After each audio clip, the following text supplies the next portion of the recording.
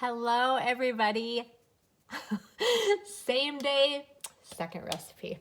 All right, so I'm getting back on again because I'm making another unique recipe I thought I'd share with you. So I've been asked to do the catering for a men's event this weekend at our church, and it is an appetizer buffet. And again, appetizers, delicious, different, a lot of work. So I do need to get started, and make ahead dishes are the best, right? Things that I can make ahead and just like finish it off at the actual event. So today we are making another recipe from Byerly's. Now this is the original book. Byerly's, again, is the grocery store in Minneapolis, is where I'm familiar with it. They have 2 cookbooks. They are the bomb. Okay, there's never been anything that I've been disappointed with that I've made out of these 2 books. So I believe this is their first one. We're making Oriental meatballs, page 11. Oriental meatballs? That just sounds weird. I know, that's half the fun. They're delicious. I've made them before. I made them back in 2009, and I'm sure that was for some event at that time too. So we're making them again today. Now what I have going here, I've got a double recipe going. So this calls for ground beef. Now I do have a note that I have used a third of that amount in pork as well, and that worked fine. If you use half and half pork to beef, it was too loose. They didn't hold together well. Okay, so just so you don't go through that if you want to try and mix it up and use pork and beef in yours, okay? So I've just got hamburger in here. I've got a couple pounds of hamburger. So the neat thing in this recipe now, it incorporates water chestnuts. So water chestnuts, I don't know if you work with those before or not. I buy them sliced. Now this, you have to dice them up, okay? So it's 2 cans of the water chestnuts, and I've just got a really nice fine dice on them. So we're gonna incorporate that into our ground beef. I'm gonna try not to make too much of a mess here. All right, not bad. So there's my water chestnuts. Okay, next thing, dry breadcrumbs. That's pretty typical for any meatball recipe. So we're gonna add our dry breadcrumbs. That was 1 cup. We are gonna add 2/3 cup of milk. And here's my milk. And again, we don't drink milk in our household. So this is actually milk that I just made out of powdered milk. Okay, so it's the powder. There we go, 2/3 cup. And then a couple eggs, and of course that just helps hold the meatball together. And yeah, we don't want it falling apart. So this just binds, I would call it more of a binder together. So we're gonna add a couple eggs, and then of course we need to season them, right? So Oriental meatballs, they're gonna have Asian seasoning in them. So we're gonna add soy sauce, just a couple tablespoons. I use Kikkoman, and this happens to be a low sodium. So we're gonna add a couple tablespoons of soy sauce. All right. And then we're gonna add a full teaspoon of garlic. It calls for garlic salt.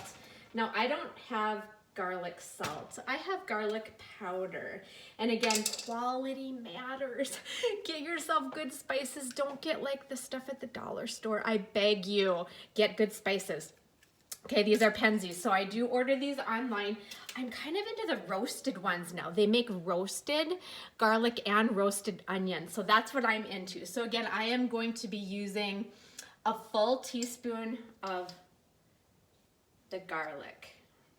Roasted, not the salt. Okay, and then I also have onion, and it's the same thing. I just got the onion granulated, toasted again. I just think it brings out the flavor so much better instead of that, well, raw would be the correct term, right, as opposed to roasted. So it just gives it a really nice depth of flavor. So I highly recommend those. Okay, the next thing is gonna be half a teaspoon of pepper and half a teaspoon of ginger. So I just use the China powdered ginger is what I've got here. So we are going to be using, what did I say, a half a teaspoon. And that'll give it some nice warmth with a little bit of bite, right? Ginger is just a fun flavor.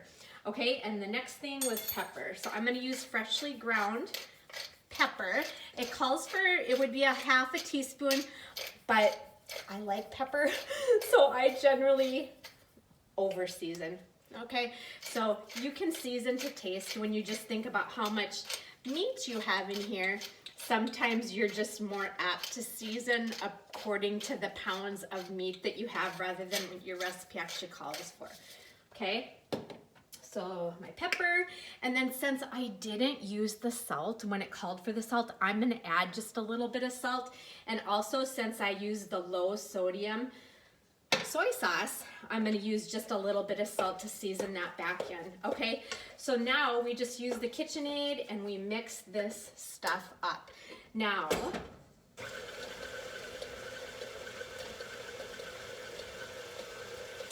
all right, easy peasy. Now again, I use a cookie scoop, so that way you can get everything consistent. Now you'll just want a baking sheet. Here's my baking sheet. I will spray this with Pam, so you know, any nonstick spray so they don't stick. And then I'm just gonna make balls. And then you just bake them off, okay? So now when we have finished baking them, because lo and behold, I did some already. Oh, they smell so good. The ginger, you can really smell just like the hint of, and I know it's ginger, so I know what that smell is. Otherwise you'd be like, what is that? They're delicious. Okay, aren't they beautiful? So then these I'm gonna cool, of course, because I'm not serving them right now. So these will be easy to throw into like a Tupperware container or whatever that I can just bring and then throw them in a roaster with the sauce. The sauce is next. Okay, so of course these go in a sweet and sour sauce. That makes complete sense, right? So it calls for pineapple juice. Now I'm making a triple batch of this, so when I'm spouting out these ingredients, you know what I'm doing. So we buy them in the little cans because we use them in a couple different recipes that we make pretty consistently for marinades. So that's why I've got these little individuals. So you'll want to shake them up if that's what you're doing. So pineapple juice, I have 3 cups here, and then I'm gonna have a 1.5 cups of vinegar. Now the thing with the vinegar, I happen to have rice vinegar here, so I thought, well, that seems pretty fitting, right? If it's an Asian recipe anyway, so I'm gonna use that. And I'm just using my milk thing right here. So I'm not sure if I'll have a full 1.5 cups, but whatever I don't have, I can just use straight vinegar. So of course this is gonna give it that bite and that acidity. And it looks like I have just shy of a full cup. So we're gonna add just a little bit more. So straight vinegar. I've got white and I've got the apple cider as well, but since this doesn't specify, I'm just using plain white. Okay, 1.5 cups. All right, next thing will be 3 cups of brown sugar. 3 cups. Just have to keep in mind that this is a sauce, so there's not going to be a whole lot that ends up on these meatballs. They're not going to be floating in it because I am serving them as an appetizer rather than over rice or something like that, like an entree. But that is how I've done it in the past too, as an entree, and it's really good. It really is good. So again, brown sugar, you want to pack that when you are working with it. So we will use 1.